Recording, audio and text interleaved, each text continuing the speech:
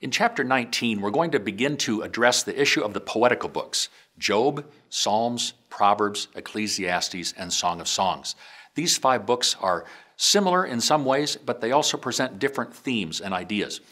In the book of Job, we see the issue of why do righteous people suffer addressed. Job is a righteous man, but he suffers many, many things, and he and his friends wrestle through what is God doing when bad things happen to good people.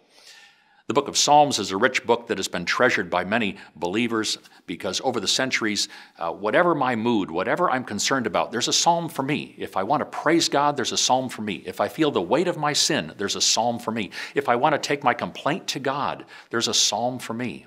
If I'm just sort of struggling to understand life, there's a psalm for me as well. In the book of Proverbs, we receive a lot of good instruction for our relationship with God and also our relationship with our fellow brothers and sisters, people inside the family of God and people outside the family of God. Then there's Ecclesiastes, taking a very different approach. It wrestles with what is the meaning of life, and it takes us down a lot of dead ends until arriving at the proper destination at the end. And then finally, we have the book of Song of Songs, a very different book.